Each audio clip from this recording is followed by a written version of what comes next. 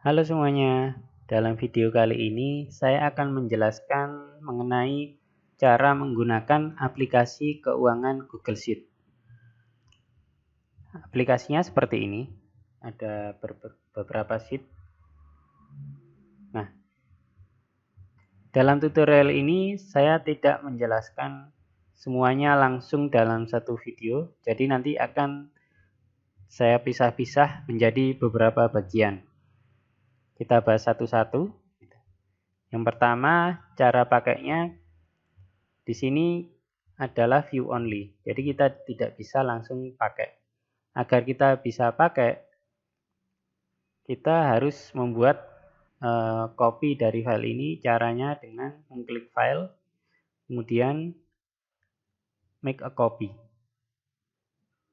Di sini kita bisa menamai file ini sesuai dengan bisnis kita. Misalnya kita bisnis bakso. Kita namai keuangan bakso. Nah, foldernya bisa ditaruh dimanapun di Google Drive kita. Jadi bebas dipilih. Nah, untuk sementara saya biarkan seperti ini di foldernya di My Drive. Kalau sudah, kita klik OK. Tunggu sebentar, sedang proses mengcopy.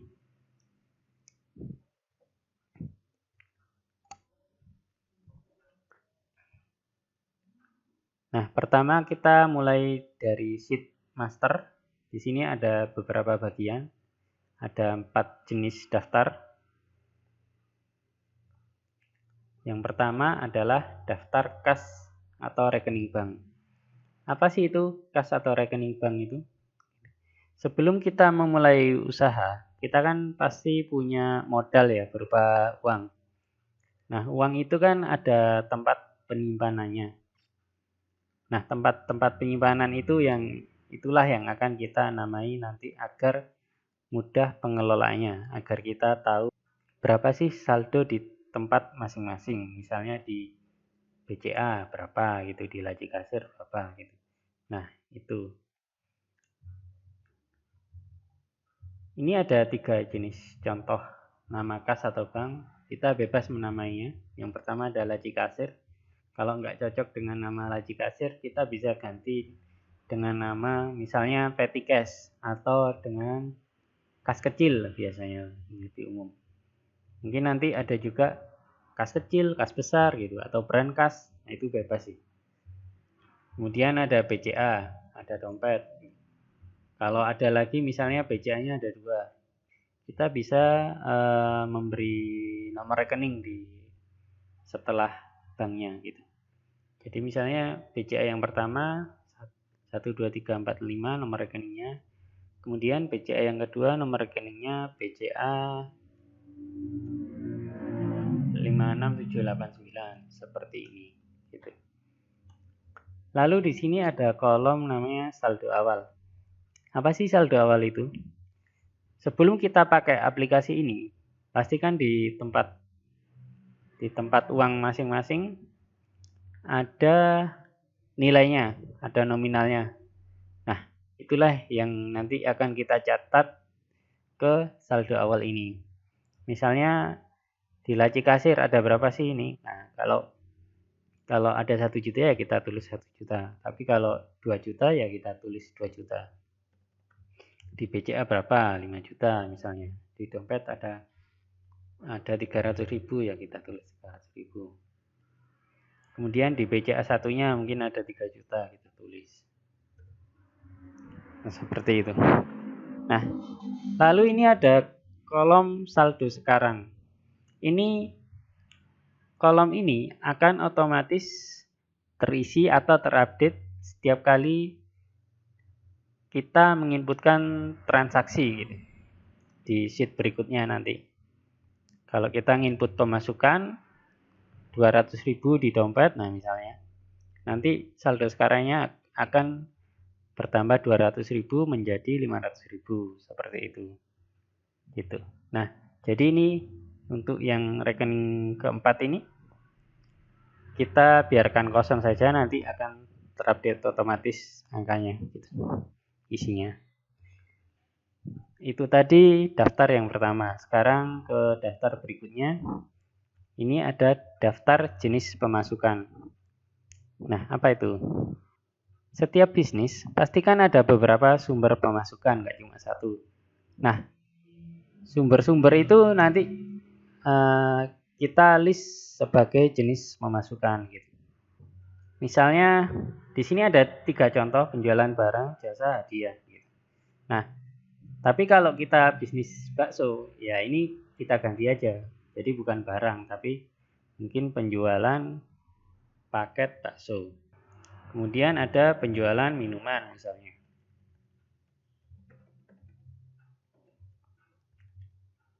Atau mungkin kalau mau lebih rinci lagi, ya disebutkan minumannya apa gitu. Misalnya Aqua 600 ml. Kemudian penjualan es degan misalnya. Atau kita bisa lebih global lagi. Misal kita bisnis bakso di beberapa outlet, kita punya banyak gerobak gitu. Nah, misalnya penjualan outlet A sehari gitu. Atau dinamai jalan, tempat outletnya itu di mana gitu. Misal di Jalan Sudirman gitu. Kemudian penjualan misal yang satunya di dalam mall, penjualan outlet Galaxy Mall sehari. Nah, ini nomornya kita isi 45. Yang tadi juga ini lupa belum diisi. Nah, total rupiah ini akan otomatis terisi atau terupdate setiap kali ada inputan pemasukan sesuai jenis masing-masing gitu. Jadi ini yang nomor 4 sama nomor 5 kita biarkan saja. Kita masuk ke daftar berikutnya. Daftar jenis biaya.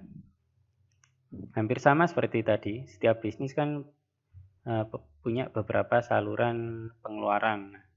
Kemana aja sih uang-uang itu dikeluarkan gitu. Untuk apa aja gitu. Nah, itu kita list sebagai jenis biaya. Misalnya di sini ada 2 contoh, bayar listrik, bayar gaji karyawan. Nah, tapi kalau kita bisnisnya bakso, gerobak, mungkin nggak perlu ya bayar listrik, mungkin diganti aja menjadi beli bahan baku. Misalnya. Kemudian bayar gaji karyawan, ini kalau kita pakai karyawan ya.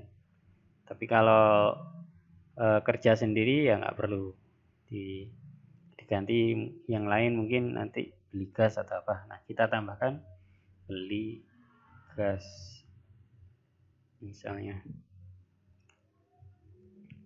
Sama kayak yang tadi, total rupiah ini akan otomatis terisi setiap kali ada transaksi. Nah, kemudian kita ke daftar yang paling terakhir. Ini opsional sifatnya, jadi kita bisa pakai, bisa enggak.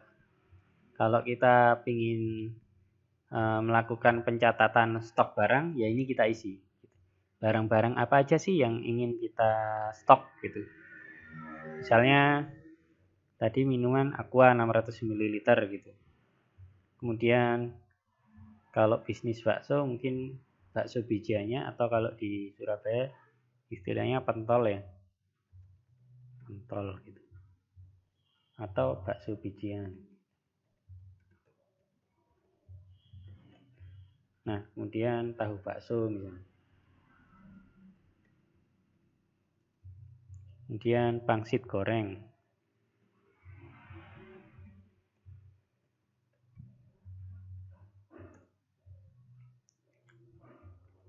Nah, atau mungkin lebih ke bahan bakunya yang ingin kita catat.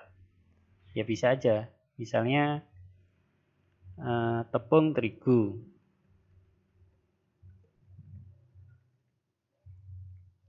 Mungkin dalam satuan kilo bisa, dalam satuan gram juga bisa, misalnya kilogram. Kemudian daging sama juga ya, bisa dalam kilogram, bisa dalam gram. Kita nomori 2.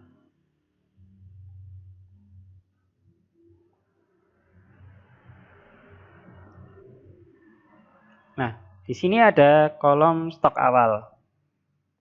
Sama kayak yang uang tadi.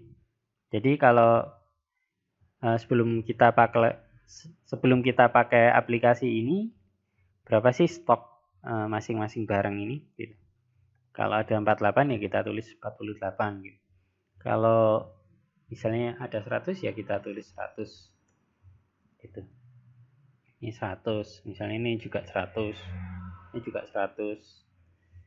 Nah, tepung terigu misalnya dia nggak bulat nih satuannya, kuantitinya, jumlahnya.